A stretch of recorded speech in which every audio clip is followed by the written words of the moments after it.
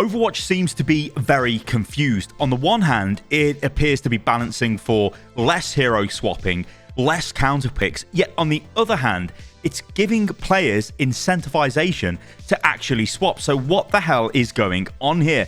Ladies and gentlemen, hello and welcome to the channel. Now, I want to show you guys this.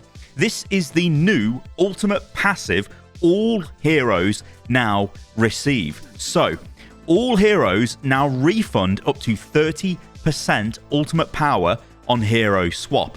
Upon announcing the change for up to 30% ultimate power to transfer when swapping DPS heroes, we saw a lot of feedback asking why that wasn't a broader change for all heroes. After continued testing, we agree and we are making a change so the entire roster should have access to as we launch. Okay, that's the change. Now, what does this mean? What is this trying to do? Well, this is incentivizing players to actually swap their hero because they will retain ultimate charge. Now, this used to be just the DPS passive back in the beta. Now it's on every single hero. So if you are playing a tank and that is not maybe working, the age-old excuse of, well, I've got my ultimate or I've got 50% ult charge, I may as well carry on playing to get the 100. Well, you can actually now just swap to another tank. So what is this change doing? Well, it does two things. So firstly, it makes swapping heroes less painful, which actually incentivizes doing that behavior more often, which incentivizes picking heroes to counter what the enemy team are doing, which is the way Overwatch should be played, right? That's what I think, and it's what a lot of people think. However, Blizzard are also attempting to balance the game so you don't need to swap heroes and you don't need access to the full hero roster because they are locking heroes in the battle pass. Now, the issue with this becomes further down the line.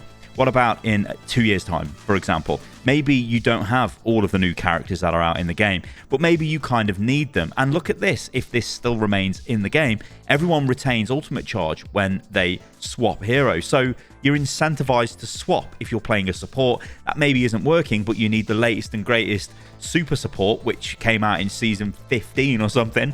Then maybe you don't have that hero, but that's fine because Blizzard have balanced the game for not having that hero. But actually, Blizzard are also balancing the game because they want you to swap. And if you did have that hero, it would be more effective. You can see where this is getting very confusing. So let's take a look at some information. This is taken from the PC Gamer interview that Aaron Keller, the game director, and John Spector, the commercial lead, and I believe Walter Kong, the brand director or brand lead of Overwatch, actually did. So this is what they say. The majority of our players play a relatively small number of heroes. When they do switch heroes, we believe it is because they're switching to a hero that they're familiar with, a hero that they're effective with, and a hero that they are having fun with. And as the players get to a higher and higher skill level, that band of heroes they play with, it actually narrows because it takes a really long time to get good at a hero to play at that level. We think the higher the level player is, the more time they'll be putting into the game. So the chances of them either having unlocked the hero on the free track of the Battle Pass or just using coins that they've collected in previous seasons to upgrade the Premium Battle Pass is very high. We want players to catch up and unlock all of our heroes. If you were to come to the game later year down the line, we have a lot of avenues for you to play. Okay, there will still be some of those in game, Keller said, and there will probably be times in the future where we develop a hero that might have a new mechanic on it.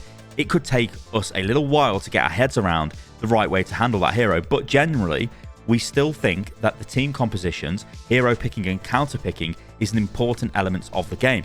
We just don't want it to be the only correct answer. Even with this change of putting heroes in the Battle Pass, we think that with all of the other systems that we have in place, and with the additional ways of unlocking heroes, and some of the ways that Overwatch has changed over time, and the way that we're changing Overwatch for Overwatch 2, we still have a highly competitive game, even though some of the systems and the decisions that we've made to get there are different than what we started with. One of the big differences with 5v5 combat is we've tuned a lot of the heroes in the game, and we've made changes to reduce the amount of hard counters that Overwatch has. We want the game to be a little bit more organic. We want people to have more impact, but we also want them to have more freedom in what hero they're choosing for any particular situation. That observation that Aaron made about how hero swapping works in reality was pretty eye-opening for me when we first started working on this, Spectre said. What we actually see in the data is that the majority of players in Overwatch have a majority of their playtime on 1 or 2 or fewer heroes, and you can get to 99.9% of playtime for a majority of our players with 12 or fewer heroes.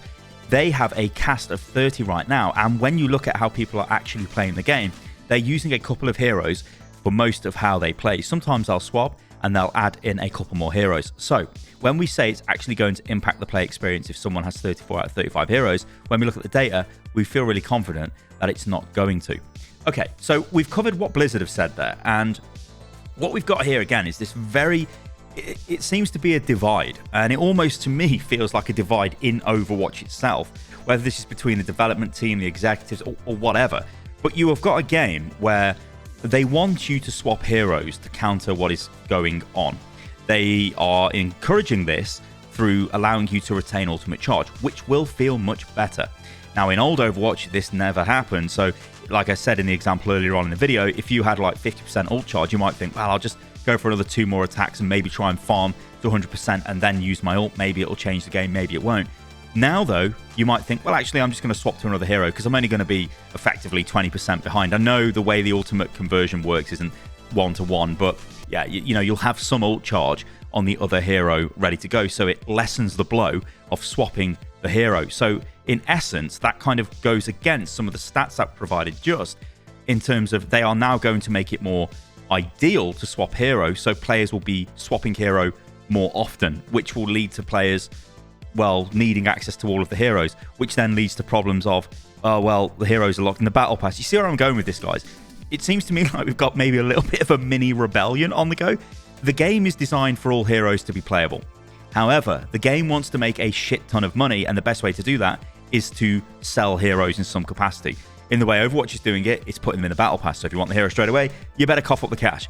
And that's what they're going to do. So you can't have both of these. The game will be affected in some way. Like, they need a clear direction, and the more I look at this, the more I think the clear direction actually is swap heroes to counter what the enemy team are doing. We still want that to be core to Overwatch. We don't care what the stats say, so we're going to make you swap by incentivizing that behavior, by not simply allowing your teammates to put pressure on you going, oh my god, can you get off Reinhardt, play Hog? I don't think anyone would say that, but if they did, that's not really going to be that much of an issue anymore, because we're going to let you keep your ultimate charge if you do decide to swap, so it's less punishing, which incentivizes more swapping, which goes against the idea of balancing for less swapping. You see what I mean? It's very convoluted, this is.